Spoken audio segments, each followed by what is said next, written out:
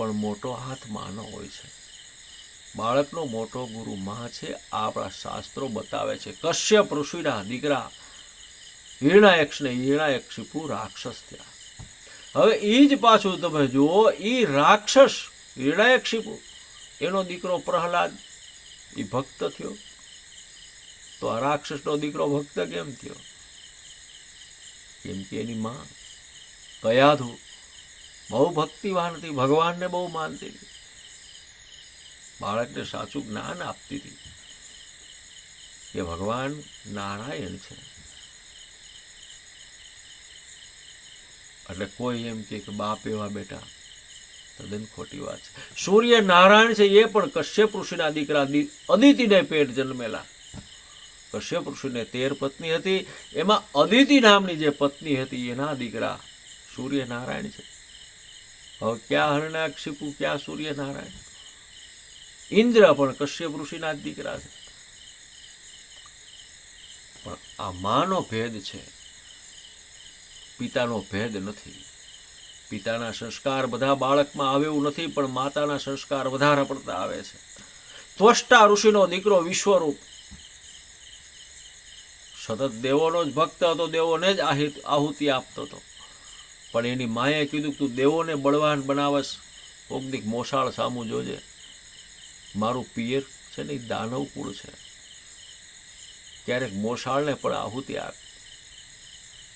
અને છાની છૂપી રીતે એની માએ સંસ્કાર આપ્યા મોસાળના, અને એના મોસાળ પક્ષે દાનવ કુળને આહુતિ આપવા માંડ્યા. અને એ ખબર પડી દેવતાઓને, ઇન્દ્રને, અને વિશ્વરૂપની હત્યા કરી. વિશ્વરૂપ જેવા તેવા નહોતા, જેને નારણ કવચની રચના કરી.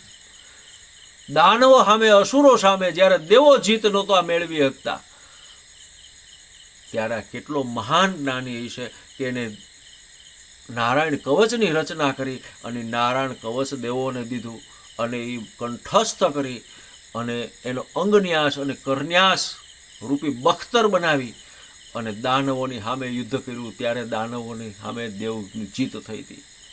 આટલો મહાન સ્વરૂપ હતો. પણ એની માનું કહ્યું માયનો, અને દાનવોને આહુતિ દેવા માંડ્યો, એટલે એનું પતન થયું, અને એમને મારી નાખવામાં આવ્યો છે. સંસ્કાર માના વધારે પડતા હોય છે. માં જેટલી સમજદાર હોય ને એટલા એના સંતાનો સંસ્કારી બને છે.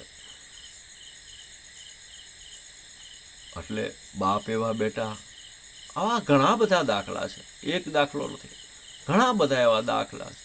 બાપ બીડી નો પીતો હોય, છોકરા દારૂ પીતા હોય છે. બાપ કોઈ દી માંસ મટનને હાથ નો અડાડી, એના છોકરા માંસ મટન ખાતા હોય છે. કારણ કોઈક તપાસ જો એનું મોસાળ કાંઈક રહસ્ય હશે. એમને બાળક એવું નથી બનતું.